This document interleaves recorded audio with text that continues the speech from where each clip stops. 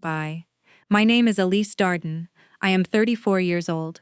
And for the past 11 years, my mother has been telling people that I abandoned my family, that I chose selfishness over loyalty, that I walked out on my grandmother's care, left the financial burden to everyone else, and disappeared into a life I was too proud to share. I am here to correct the record. Permanently, the specific version of the story she tells goes like this. She told it at a church luncheon in 2019. She told it to my cousin Renee at a funeral in 2021. She told it to my aunt's new husband last Thanksgiving, while I was 50 miles away working a double shift. Elise left when things got hard. We needed her when Mazama got sick, and she just wasn't there. She sends a check now and then when she feels guilty, but she's never once come home to sit at that bedside. Some people just don't have it in them. I know those words exactly, because Renee recorded the Thanksgiving version on her phone. Not to help me, not then, She recorded it because she thought it was true, and she wanted to send it to her own daughter, as an example of what not to become. She told me that herself, 18 months later, when she finally learned what the checks actually were. Before I show you the evidence that makes my mother's version of events structurally impossible, I want to know where you are right now. Drop it in the comments. Bye. Because the version of this story that has been circulating in my family for over a decade has shaped how people spoke to me at weddings, at holidays, in grocery store aisles. It determined whether cousins called me back. It decided whether my grandmother, in her final years, believed I loved her. I want you to have the real one. I work as a medical billing compliance auditor. I have for 12 years. What that means in the simplest terms, is that I read invoices the way most people read novels. I track the story they're telling, and more importantly, I track the story they're trying not to tell. I look for the line item that doesn't match the procedure code, the date range that overlaps with a facility that was closed, the provider ID that routes to a practice that dissolved 3 years ago. I catch what was altered after the fact by identifying formatting inconsistencies that most people would never notice, a tab indent that shifts by 2 millimeters, a font substitution that happens when a document is opened on a different operating system, a decimal point that moves because someone copied a figure from a spreadsheet and pasted it into a Word template that rounds differently. That skill had protected hospitals and insurance networks from 7-figure fraud for over a decade. It was about to dismantle my mother's version of my entire adult life. The first thing you need to understand is how the false narrative was constructed. My grandmother was diagnosed with early-stage vascular dementia in 2014. She was 71. She lived alone at a three-room house in Garland, Texas, by a house she and my grandfather had paid off in 1998, 6 years before he died.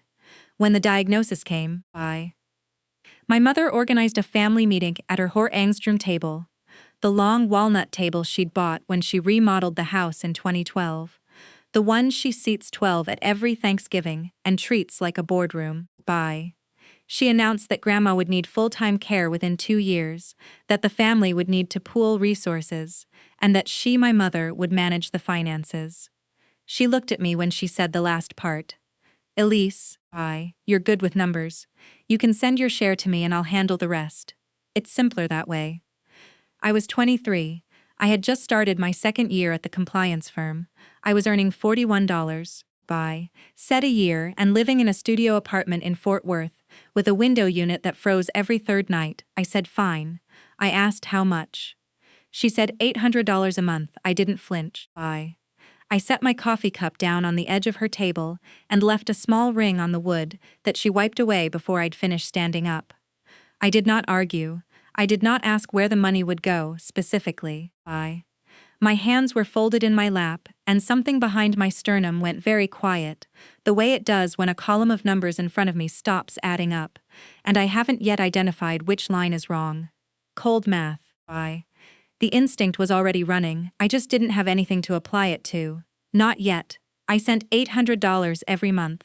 For 11 years, I set up an automatic transfer I never missed once. That is $105,600. I want you to hold that number.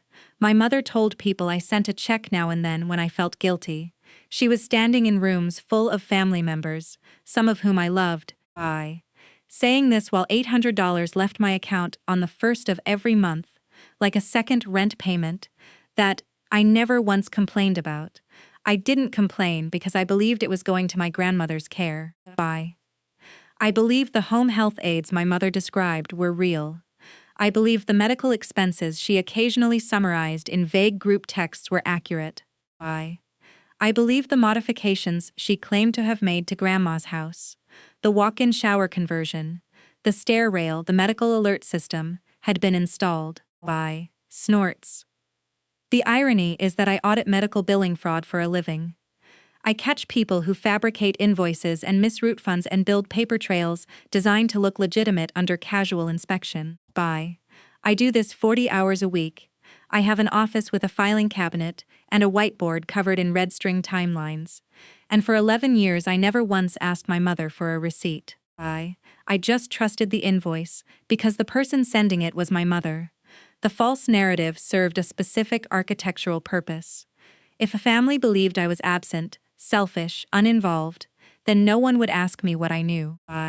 No one would check my version against Mazmam's. And most critically, no one would ask me to look at the numbers. Because, if anyone who understood billing had looked at what my mother was collecting from the family and compared it to what was actually being spent on my grandmother's care, the discrepancy would have been visible from orbit. I didn't find out on my own. I want to be honest about that. The investigation started because of a phone call I received 14 months ago from Dr. Lena Okafor, my grandmother's primary care physician for the past 9 years.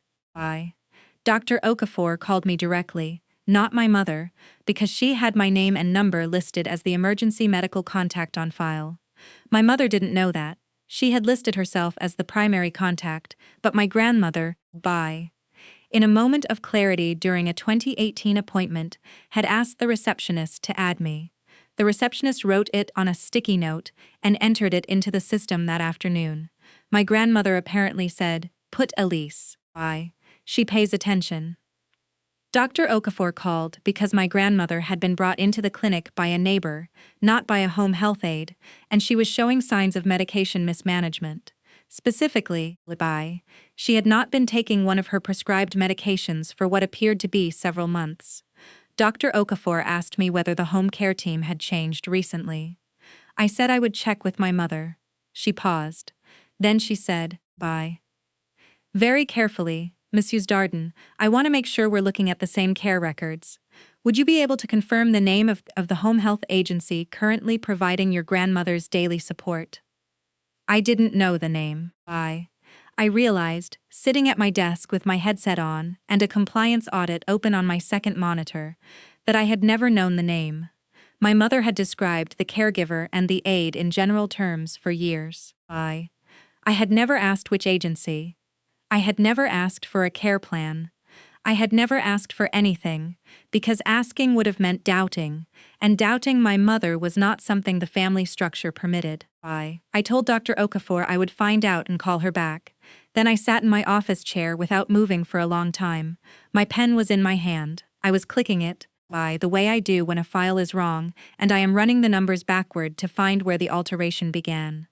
Cold math, no feeling, just the mechanism engaging. That evening, I sent my mother a text. I kept it simple. "Hey, Mom, can you send me the name and contact info for Grandma's home health agency?" Her doctor's office asked me to update their records. She replied 4 hours later, "It's handled, I'll take care of it, bye-bye."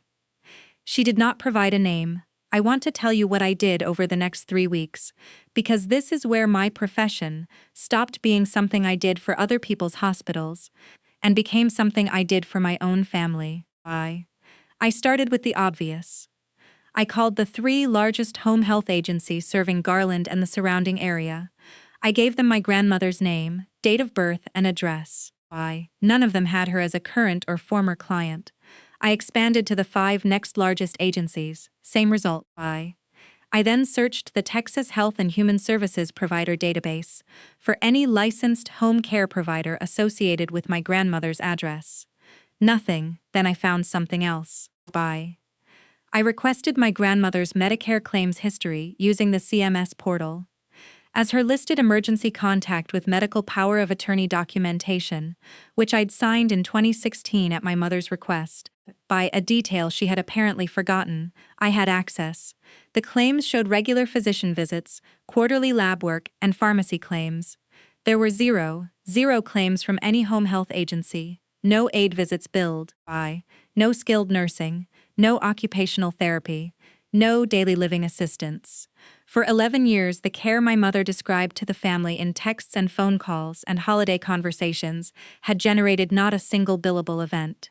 I pulled the pharmacy records next. My grandmother's prescriptions were being filled at a CVS on Centerville Road. The pickup records showed that for the past 2 years, prescriptions were being picked up irregularly. Sometimes 3 weeks late, sometimes refills were skipped entirely. The patient's signature log showed my grandmother's handwriting deteriorating over time, which was consistent with her diagnosis, but in 7 instances over the past year, the signature line was blank. No one had signed. The medication had been picked up without verification. Then I looked at the house. I drove to Garland on a Saturday morning. I hadn't visited in 8 months. A gap my mother had cited as proof of my absence, though she had never once invited me and had twice told me the timing was bad when I'd suggested coming. I parked on the street and walked up the driveway. The walk-in shower conversion my mother claimed to have installed in 2020 did not exist. The bathroom still had the original tub, with the high step over. The stair rail she described was a loose handrail that had been there since I was a child. The medical alert system was a pendant on the kitchen counter, battery dead, still in its original packaging. My grandmother was sitting in the living room, watching television. She was thinner than I'd last seen her. The house was clean enough but cold. The thermostat set to 64 degrees in January. She looked at me and smiled and said, Elise. You came. She held my hand for a long time and said, Your mother said you were too busy. I did not cry in front of her. I made her lunch. I checked the refrigerator. It was stocked. But with the kind of items that suggested someone dropped off groceries once a week, without thinking about what an 82-year-old woman with limited mobility could actually prepare. There was a raw chicken on the middle shelf that had expired 4 days earlier. I sat on the floor of my grandmother's kitchen with my back against the cabinet and stared at the cracked linoleum for what felt like a very long time. My hands were flat on the floor. I could feel the cold coming up through the foundation. Something in my chest had gone completely still. Not grief, not rage. Just the audit engaging at a level I had never applied to someone I loved. I spent the next 2 weeks building the file. Layer 1 was what the family already believed, that I was absent and my mother was managing Graham's care responsibly. That was the surface-level false claim. The insult everyone accepted at face value, Layer 2. The care my mother described to the family had never existed. No agency, no aids, no modifications. The $800 monthly from me, plus similar amounts from 2 aunts and an uncle. I confirmed this by calling each of them, totaled roughly $2,400 per month, flowing to my mother for care that was not being provided. Over 11 years, the family had collectively transferred approximately $316,800 to my mother for my grandmother's well-being. I built a spreadsheet. I verified every transfer with bank statements my aunts provided once I explained why I was asking. Before I show you how far back this goes, I want you to understand something. 3 of my family members, people I love, repeated my mother's version of me to others without ever calling me to verify a single claim. That is what a well-constructed false narrative does. It makes verification feel like betrayal.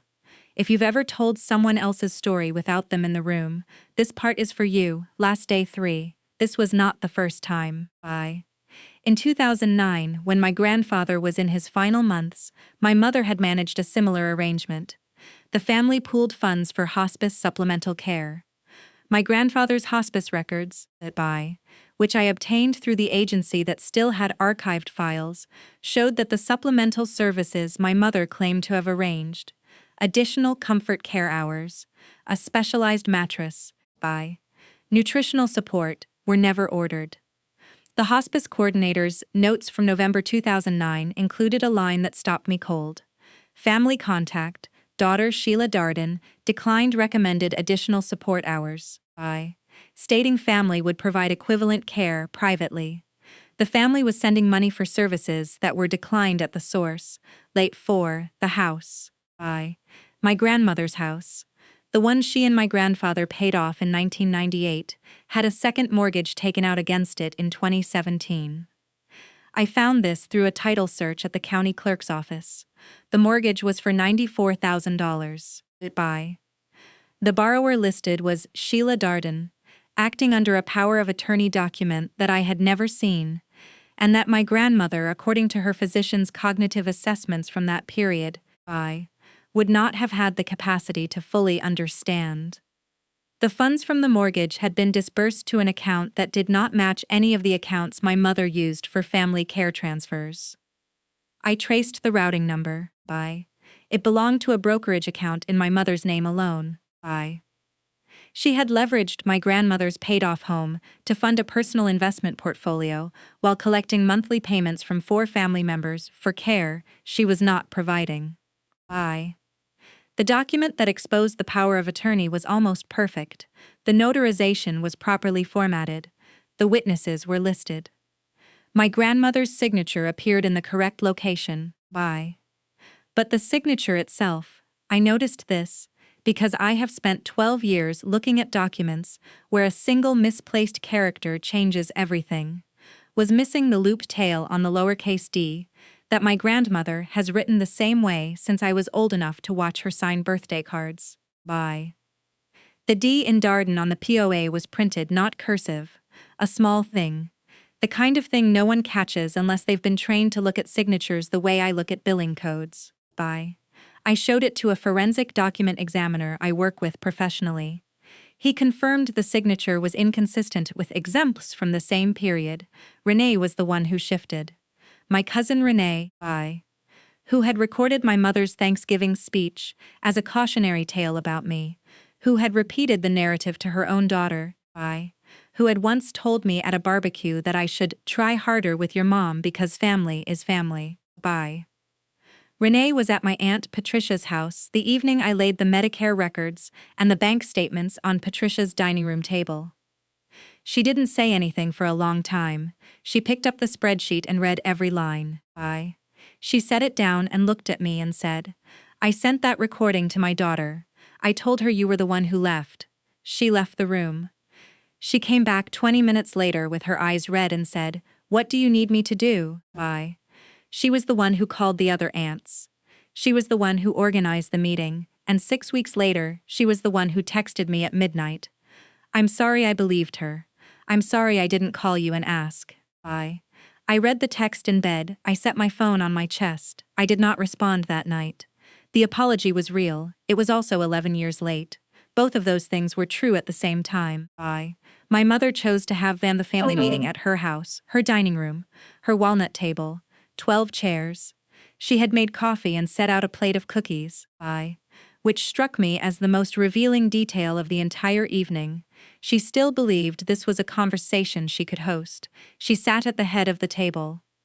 My Aunt Patricia and Aunt Donna were to her left. Renee and I were across from each other. My Uncle Ray, who had been sending $700 a month for 9 years, sat at the far end and said almost nothing for the first 30 minutes. My mother opened by saying she was glad we could all sit down and clear up what she called some confusion about finances. I placed the Medicare claims summary on the table and said, "No home health claims were filed for Grandma in 11 years. She looked at it, she looked at me. I used private aids, off the books. It was simpler. I placed the spreadsheet of family payments next to it. The family sent you approximately $316,800 over this period. Can you provide the names and tagged information for the aids you paid? I don't remember every name. These were informal arrangements. The house modifications you described in 2020 were never made. I visited. The original bathtub is still there." Her jaw tightened. You're making this into something it isn't. I have done everything for that woman. Everything. Bye. While you were off in Fort Worth living your life, I was the one who showed up. That was tactic one, reframing me as the aggressor. After everything I've sacrificed for this family, she continued, and her voice had taken on the particular pitch of someone who has rehearsed their own innocence so many times they believe it. I cannot believe I'm sitting here being interrogated by my own daughter. Tactic 2. Family loyalty appeal. My Uncle Ray cleared his throat. Shayla, just answer the question, where did the money go? The money went to Mama's care, every cent. If the paperwork isn't perfect, that's because I'm not an accountant. I'm a daughter who stepped up when no one else would. Tactic 3. Credibility attack through comparison. I placed the title search document on the table. I placed the power of attorney beside it. I placed the forensic examiner's preliminary report beside that. The room changed. My Aunt Donna picked up the title search and read it twice. My Uncle Ray leaned forward. Renee was watching my mother's face. There is a second mortgage on Grandma's house, I said.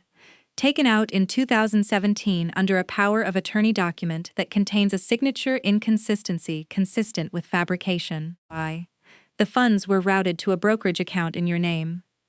My mother's hand went to the table edge. She gripped it. That was an investment. For Mama's future.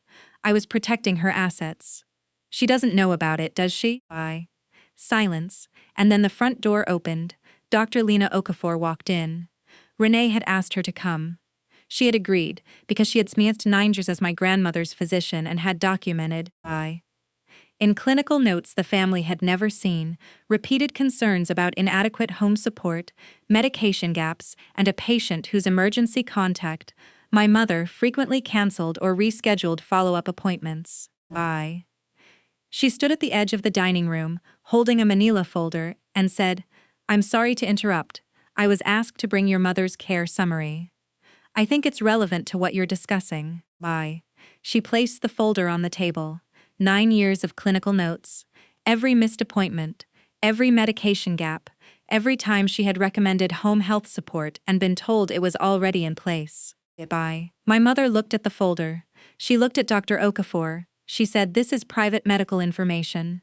You can't just. Elise holds medical power of attorney, Dr. Okafor said quietly. She requested the records, legally. They're hers to share with the family. My mother turned to me. Her face had the expression of someone who has just realized the room she built is the room she is losing. I said one sentence. I said it without raising my voice. Without leaning forward, without any gesture at all.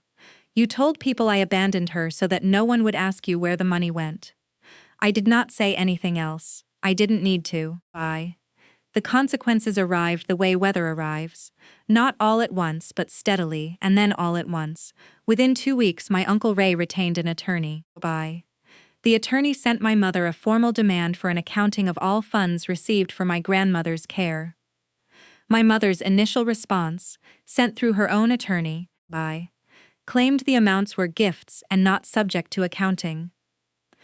The family's attorney responded with 11 years of text messages from my mother specifying amounts, deadlines, and care-related justifications for each payment. The word gift did not appear in any of them. The second mortgage was flagged for review. The title company initiated an investigation into the power of attorney used to secure it. The forensic document examiner submitted a formal report. My mother's attorney advised her to cooperate, which she interpreted as permission to send a group email to the family, stating that she had made mistakes under pressure, and that Anyon in her position would have done the same. No one responded to the email. By the third month, my Aunt Donna had stopped speaking to my mother entirely. This was significant, because Donna had been my mother's closest ally for 30 years, the person who repeated the narrative most faithfully. The one who once told me at a Thanksgiving that I should be grateful my mother handled things so I didn't have to. Donna told Renee she felt physically ill when she read the clinical notes. She said, I repeated what Sheila said because it was easier than driving to Garland and checking. My grandmother was moved. I coordinated it with Dr. Okafor and my Aunt Patricia. We found a licensed home care agency, a real one, with a real name and a real billing address, and set up a proper care plan. I drove to Garland on the day the first aide arrived. My grandmother was sitting in her chair by the window. The aide, a woman named Cora, introduced herself and asked my grandmother what she liked to eat for breakfast. My grandmother said, "Toast with butter, but real butter, not that margarine." Cora laughed. I stood in the doorway and watched them talk. I did not need to be in the room. I just needed to know the room was real. The brokerage account was frozen pending the outcome of the family's legal action. My mother's investment portfolio, built on the borrowed equity of a house that was never hers to leverage, sat suspended in a system that no longer recognized her authority. Her church friends, the ones who had heard the story of the daughter who left, began hearing a different version. Not from me but from Renee, who had decided that correcting the record was the minimum she owed. My mother stopped attending Sunday services in April. My father, who had divorced my mother in 2016 and maintained a careful distance from family financial matters, called me one evening. He said I should have looked closer. I said yes. He said, "I'm sorry, Elise." I said, "Thank you." We sat on the phone for a minute without talking.